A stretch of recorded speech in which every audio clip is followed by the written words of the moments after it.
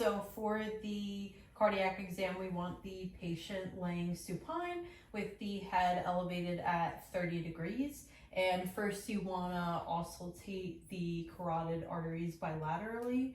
So I'd have the patient turn their head to their left side so that we can inspect the patient's right carotid artery.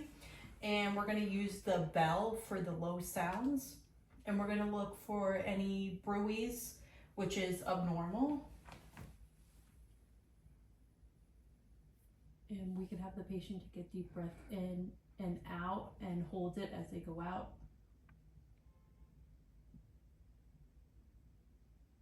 Okay, and then the patient's going to turn their head to their right side so that I could do auscultate the left carotid artery.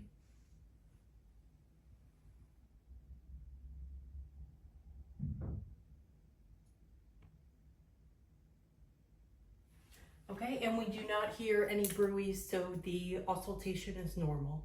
And another important mention here is that it's important to auscultate the carotid arteries before palpation, because if someone were to have a clot or embolus or thrombi, anything of that nature, that if you were to palpate that area, it could occlude the carotid artery. So that's why it's important that we auscultate the carotid artery first. And next we're going to auscultate the anterior chest and with the diaphragm and the bell of the stethoscope.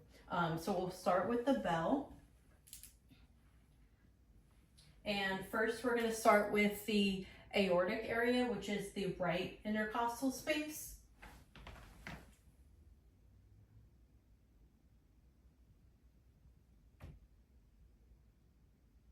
And the next we'll move over to the pulmonic area, which is the left second intercostal space.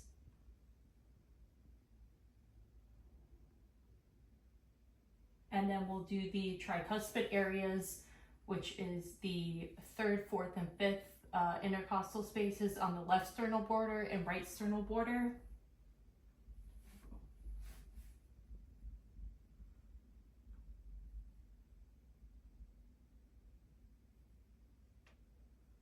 We'll also do it on the right sternal border side.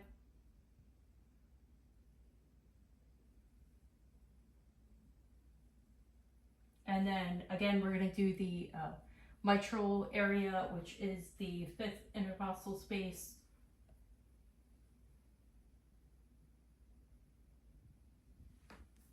And then during this process too, it's going to be important to look for or auscultate for S1, S2 sounds, any murmurs, which would be abnormal, any gallops or rubs, which would also be abnormal. And then before I forget, I also want to auscultate with the diaphragm of the stethoscope in each area as well, which I will verbalize. Okay, so again, we're going to go in the second intercostal space, which is the aortic area. And now in the pulmonic area, the second intercostal space on the left-hand side.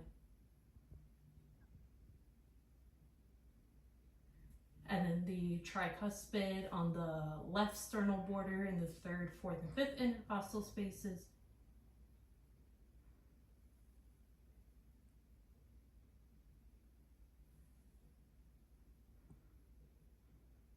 And again on the tricuspid area, third, fourth, and fifth intercostal spaces on the right side of the patient.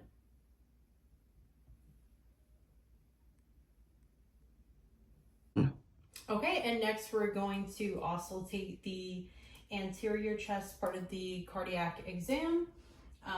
So we would, I'll do the diaphragm of the stethoscope, and in the actual exam too, you would use the bell as well of the stethoscope to look for lower pitched heart sounds.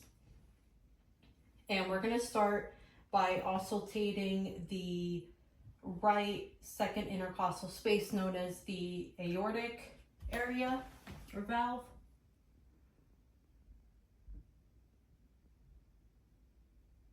And then next we'll do the left second intercostal space, which is the pulmonic valve.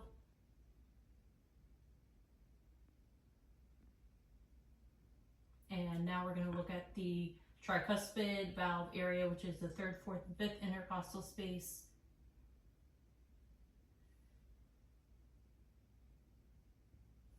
And right now I'm doing it on the left sternal border, but you would also do it on the right sternal border. And then, so now we're going to auscultate the mitral valve, which is at the fifth intercostal space and at the midclavicular line.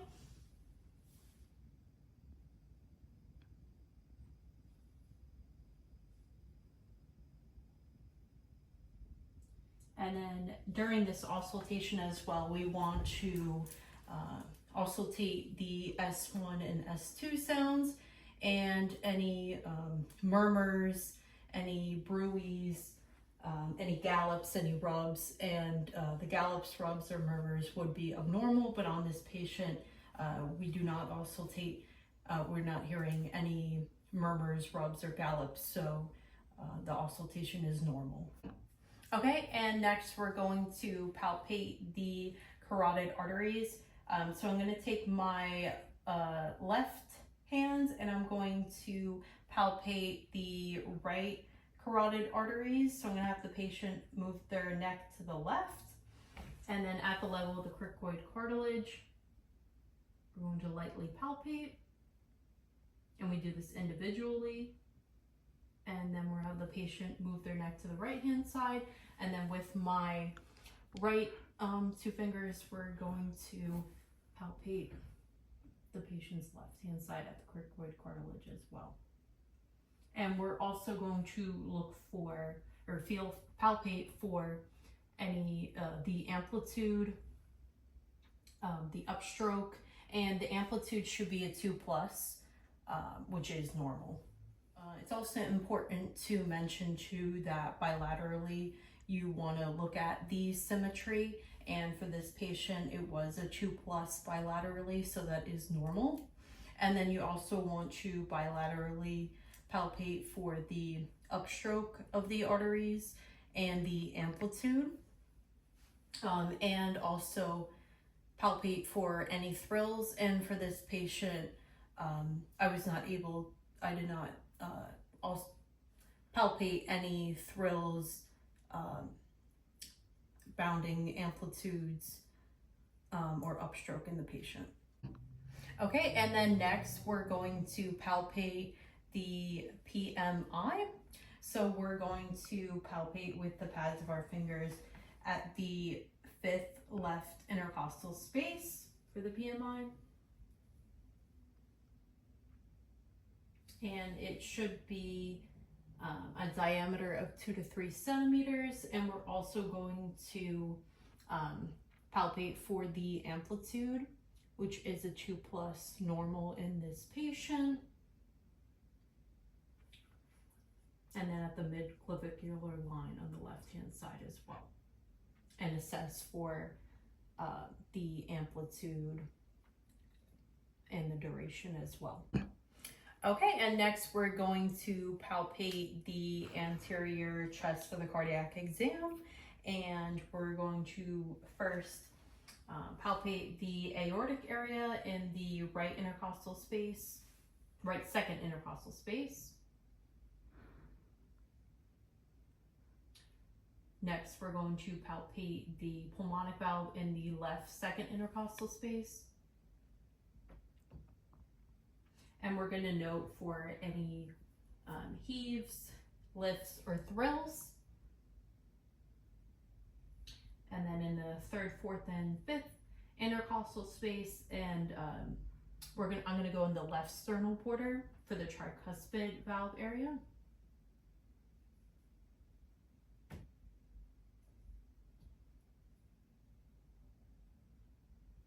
And then also the palpate for the mitral valve in the left fifth intercostal space and at the midclavicular line. And next we move on to the lung exam. So we're going to first palpate the 3 areas bilaterally on the anterior chest.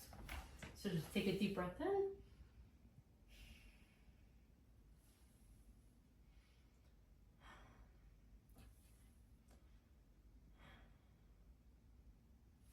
And we do not note for any tenderness or crepitus, so that is normal palpation for the lung exam. Okay, so next we're going to palpate the posterior chest wall for the lung exam, and we're going to have our patient cross their arms so that the scapula can move so we could expose more of the lung field. So we're going to, first area, just have the patient breathe in normally.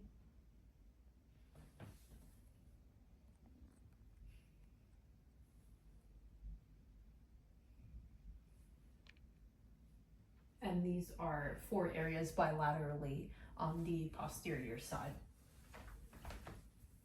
And then also, same as the anterior side, we note for normal vibrations throughout and normal tenderness and normal crepitus for this patient. On the posterior side, and you would also do it on the anterior side, we'll do the chest expansion test.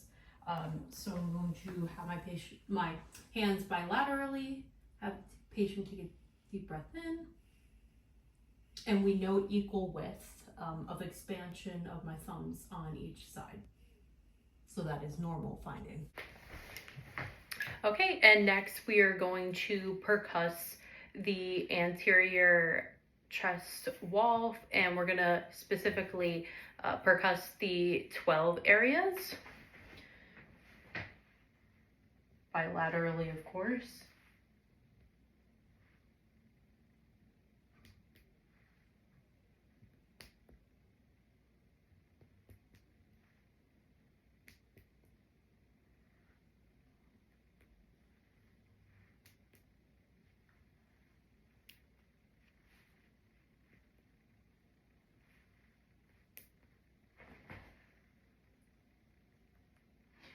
And we note for any resonance, and we note for normal resonance. Okay, and the next we're on the posterior side, and we're going to percuss as well, and we're going to percuss in the total 7 areas bilaterally of the posterior chest wall. And we're going to have the patient cross their arms.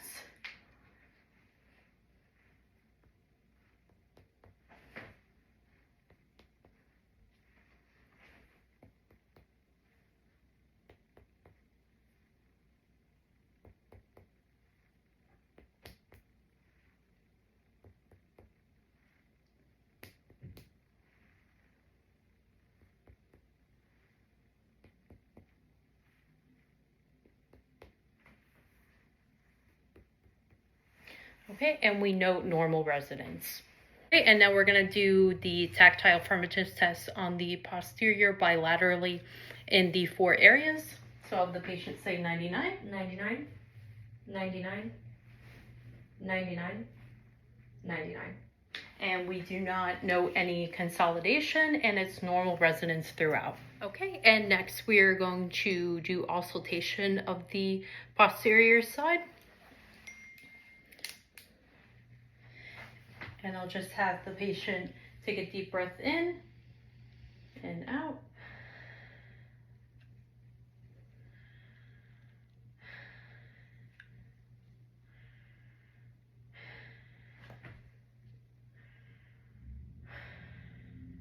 And we go in a ladder sequence. And we want to make sure we're listening for the full breathing cycle.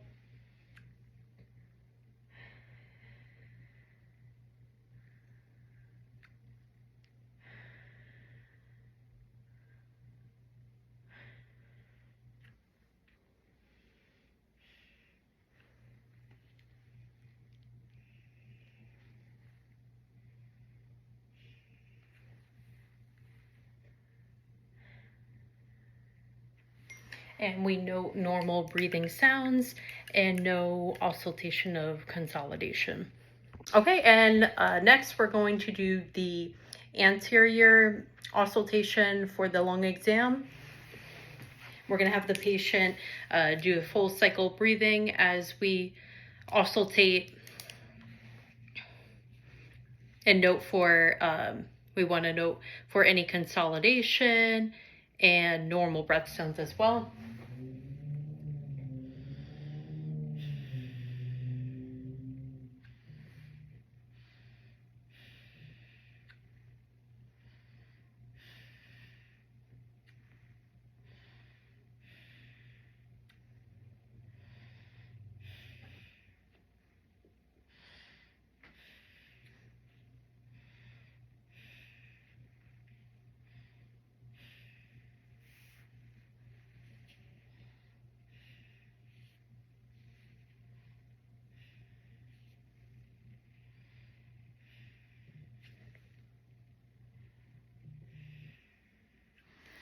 And we note normal breath sounds and no consolidation. And it's important that for the posterior and anterior bilaterally, we note for breath sounds, rales, rhonchi, wheezing, and we did not find any in the patient's exam, and we would make sure to look at that when we're auscultating.